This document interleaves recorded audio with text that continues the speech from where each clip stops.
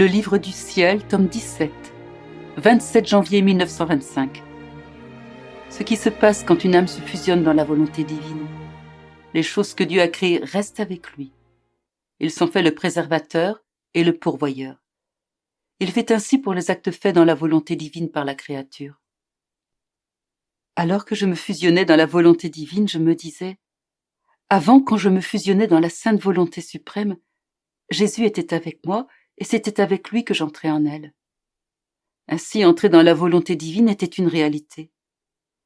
Maintenant, je ne le vois pas et je ne sais pas si j'entre ou n'entre pas dans la volonté éternelle. J'ai plutôt le sentiment qu'il s'agit d'une leçon apprise par cœur ou d'une manière de parler. Pendant que je réfléchissais ainsi, mon aimable Jésus bougea en moi. Prenant une de mes mains, il m'éleva haut dans les airs et il me dit « Ma fille, tu dois savoir que même si tu ne me vois pas, chaque fois que tu te fusionnes dans ma volonté, moi, dans ton intérieur, je t'élève bien haut d'une main, et du ciel je te tends mon autre main pour prendre ton autre main, afin de t'élever dans notre sein, dans notre volonté infinie. Ainsi tu es entre mes mains, dans mes bras. Tu dois savoir que tous les actes accomplis dans notre volonté entrent dans l'acte premier par lequel nous avons effectué toute la création. Ces actes des créatures embrassent les nôtres, car la volonté qui leur donne vie est une, et se diffuse dans toutes les choses créées comme le fait notre propre volonté. Ainsi ces actes sont pour nous des retours d'amour, des expressions d'adoration, et nous procurent une gloire continuelle pour tout ce que nous avons effectué dans la création.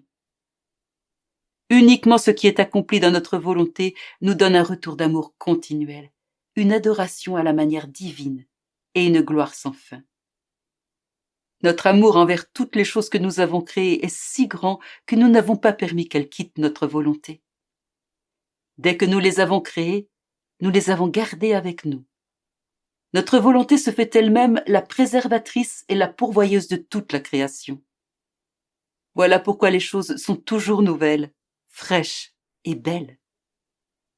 Ayant été créées parfaites par nous, elles n'augmentent ou ne diminuent pas et elles ne sont sujettes à aucune altération. Elles sont fidèles à leur origine parce qu'elles se laissent entretenir et préserver par notre volonté. Elles restent près de nous pour chanter notre gloire. L'agir de la créature dans notre volonté est comme s'il était le nôtre et notre volonté en devient la pourvoyeuse et la préservatrice. Les actes que la créature fait dans notre volonté se placent autour de nous, se transfusent dans toutes les choses créées et chantent perpétuellement notre gloire.